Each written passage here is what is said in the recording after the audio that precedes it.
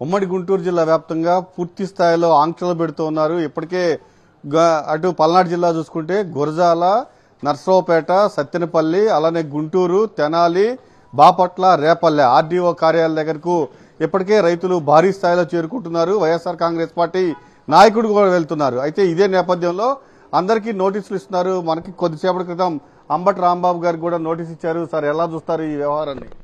ఇది రాష్ట్ర వ్యాప్తంగా రైతుల ఇతిబాధలు తెలుసుకుని, ముఖ్యంగా యూరియా అందక రైతులు పడుతున్న పాటలను తెలుసుకుని వైఎస్ఆర్ కాంగ్రెస్ పార్టీ రాష్ట్ర వ్యాప్తంగా మరి అన్నదాత పోరు అనేటువంటి కార్యక్రమాన్ని ఇవాళ చేపట్టింది. దీని యొక్క ప్రధాన ఉద్దేశం ఏంటంటే ప్రభుత్వం మీద తీవ్రమైన ఒత్తిడి తీసుకొచ్చి ఎరువుల పంపిణీని సక్రమంగా జరిగే విధంగా రైతుకు మేలు చేయాలనే ఉద్దేశంతో ఈ కార్యక్రమాన్ని చేపట్టాం. రాష్ట్రంలో ఉన్నటువంటి అన్ని ఆర్డీఓ ఆఫీసుల ముందు కూడా నిరసన ప్రదర్శన చేసి ఆ తర్వాత వారికి ఒక వినతి పత్రాన్ని ఇచ్చేటటువంటి కార్యక్రమం చేస్తున్నాం. దీన్ని గత 10 రోజుల నుంచి కూడా మేము ప్రజలకు చెబుతున్నాం, కార్యకర్తలను సమీకరిస్తున్నాం, రైతుల్ని సమీకరిస్తున్నాం.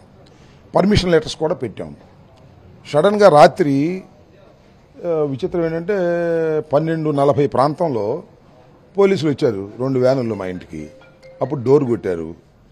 డోర్ కొడితే ఇంట్లో ఉన్నటువంటి నా వైఫ్ కానీ నా గ్రాండ్ చిల్డ్రన్ కానీ చాలా భయపడిపోయారు. ఏంటి 12:40కి పోలీసులు రావటం ఏంటి అనేటువంటి ఉద్దేశంతో నన్ను లేపితే నేను లేచి బయటకు వచ్చి చూస్తే 2 వ్యానుల్లో పోలీసులు వచ్చారు. దేనికి వచ్చారు మీరు అని అంటే నోటీస్ ఇవ్వడానికి వచ్చామన్నారు. నైట్ టైం 12:40కి నోటీస్ ఇవ్వటం ఏంటి, నేను ఇప్పుడు నోటీస్ తీసుకోను, రేపు పొద్దున్నే రండి అని పంపించాను. ఏంటి ఇది, ఈ పద్ధతి ఏంటి అని అడుగుతా ఉన్నా. ఒక చట్టబద్ధమైన పరిపాలన జరుగుతున్నటువంటి ఈ రాష్ట్రంలో పోలీసులు దొంగల్లాగా రాత్రి 12:40, 12:30కి రావాల్సిన అవసరం ఏంటి? ఇవాళ ఉదయం రావచ్చు, లేదా నిన్నే 8 లోపు రావచ్చు. ఏంటి అంటే భయభ్రాంతులు చేయాలనేటువంటి ఉద్దేశంతో చేస్తున్నారు. అన్నదాత కోసం మేము ఫైట్ చేస్తుంటే మెమోరాండం తీసుకోండి, నిరసన ప్రదర్శనని చేయనివ్వండి, అప్పుడు ప్రభుత్వానికి వాస్తవాలు తెలుస్తాయనేటువంటి ఉద్దేశం తప్ప మరొకటి కాదు. ఇక్కడేమి రాజకీయంగా దీనిలో లబ్ధి పొందటం కాదు ఇక్కడ. కానీ ఏదో ఒక విధంగా అణిచివేయాలి అనేటువంటి పద్ధతుల్లో పోలీసు యంత్రాంగాన్ని వీరు ఉపయోగిస్తున్నారు. ఇది చాలా దురదృష్టకరం. నేను ప్రత్యేకంగా చెప్పేది ఏంటంటే, నేను చాలా సందర్భాలు చెప్పాను, మీరు నోటీస్ ఇవ్వదలుచుకుంటే మా కబురు చేయండి, పోలీస్ స్టేషన్కి వచ్చి తీసుకుంటాం, మాకేం అభ్యంతరం లేదు. లేదు పొగలరండి వస్తాం, లేదా అరెస్ట్ చేయదలుచుకున్నారా పిలవండి, వచ్చి అరెస్ట్ అవుతాం మేము. మా ఇంటికి వచ్చి తలుపులు కొట్టి అర్ధరాత్రి పూట వాట్ ఈస్ దిస్, ఏం న్యూసెన్స్ చేస్తున్నారు పోలీసులు? నాకు అర్థం కాలేదు. మీరు పోలీసులా లేకపోతే రౌడీలా లేకపోతే దొంగలా అర్ధరాత్రి పూట రావడానికి? తమాషాలు అనుకుంటున్నారా ఏంటి? మేము ఈ రాష్ట్రాన్ని పరిపాలించినటువంటి వ్యక్తులం, మేము మంత్రులు చేసినటువంటి వ్యక్తులం. అర్ధరాత్రి పూట వచ్చి 12:40కి మీరు డోర్లు కొట్టి ఎవరిని భయపెట్టాలనుకుంటున్నారు? ఇది సాంప్రదాయమా? ఇది పద్ధతా? ఇలాంటి పద్ధతి కాదు. పోలీస్ యంత్రాంగానికి చెప్తున్నా, మీరు జాగ్రత్తగా వ్యవహరించండి. మీరు చట్ట పరిధిలో పనిచేయవలసినటువంటి వ్యక్తులు. మీరు అలా కాకుండా అర్ధరాత్రి పూట రావటమో అయితే నాకు తెలియకొడుతానండి. ఇవాళ మేము రైతు పోరు పెట్టుకున్నాం, రాత్రి ఇస్తారని నోటీసు, నాకు అర్థం కాలేదు.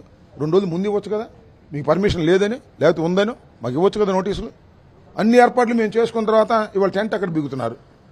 పోలీసుల దగ్గర టెంట్ పీకిస్తున్నారు మేము వేసినటువంటి టెంట్ని. అంటే పోలీసులు పని టెంట్లు పీకటమా, టెంట్లు పీకించటమా? లా అండ్ ఆర్డర్ చేయండి. మేము ఒకవేళ ఏదైనా వైలేట్ చేస్తే ఈ register a case, we'll face in the court.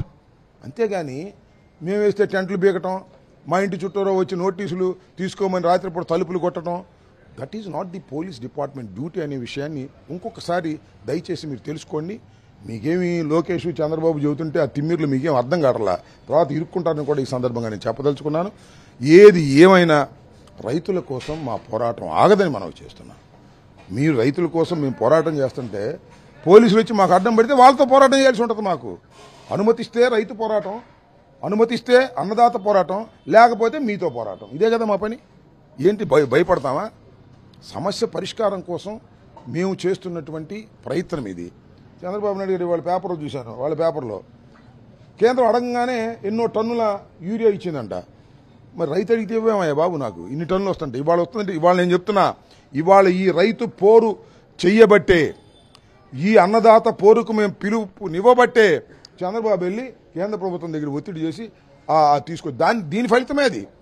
ఇన్నాళ్ళ నుంచి ఎందుకు తీసుకోలేదు? అది కూడా సక్రమంగా పొందడానికి గ్యారంటీ లేదు. ఆ తెలుగుదేశం నాయకులకు అప్పచెబుతాడు, వాళ్ళు బ్లాకుల్లో అమ్ముకుంటారు. కేంద్రం ఇస్తే అది పంచుతున్నారు సరిగ్గా. అదేమంటే చంద్రబాబు నిన్నటిదాకా యూరియా పుష్కలంగా ఉందని చెప్పాడు. మరి పుష్కలంగా ఉంటే మళ్ళీ కేంద్ర ప్రభుత్వాన్ని అడగాల్సిన అవసరం వచ్చింది. These are all dramas. YSR Congress party 40% vote share కలిగినటువంటి రాజకీయ పక్షం. మా ప్రయత్నం మేము చేస్తున్నాం, ప్రభుత్వం మీద ఒత్తిడి తీసుకొస్తున్నాం. ఆ ఒత్తిడి వల్లనే యూరియా కేంద్రం నుంచి వస్తుంది. రైతులకు చేరేంత వరకు కూడా ఈ అన్నదాత పోరు ఆగే ప్రశ్నే లేదు.